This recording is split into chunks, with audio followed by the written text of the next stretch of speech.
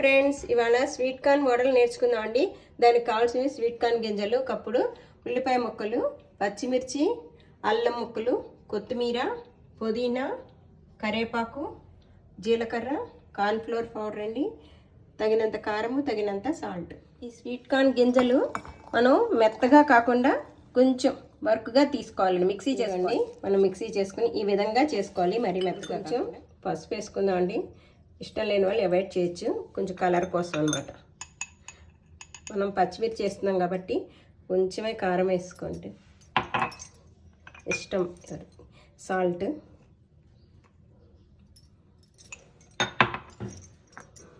ఉల్లిపాయ ముక్కలండి,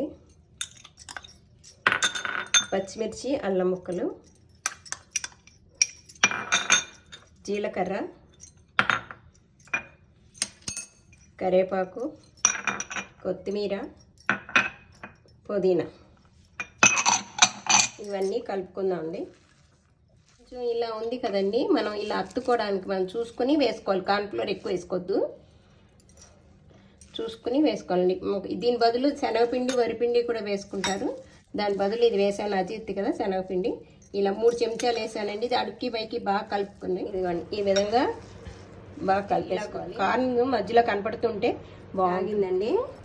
ఈ విధంగా రౌండ్గా చేసుకుని మనం చేతితోటే వేసేసుకోవచ్చు. మిడిల్లో పెట్టుకోవాలండి, హైలో పెట్టద్దు, లోపల ఉడకదు. మళ్ళీ పైన క్రిస్పీగా అయిపోయి లోపల ఉడకదు.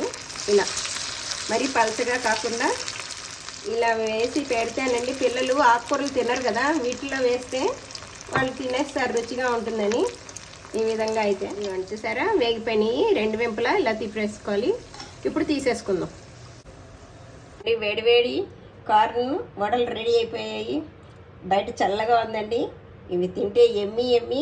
పిల్లలు కూడా చాలా ఎంజాయ్ చేస్తారు. స్కూల్ నుంచి రాగానే రెడీ చేసేయచ్చండి. పెడితే వాళ్ళు ఫుల్ ఎంజాయ్ చేస్తారు. షేర్ చేయండి, లైక్ చేయండి, కామెంట్ సెక్షన్లో తెలియచేయండి, సబ్స్క్రైబ్ చేయండి. Thank you.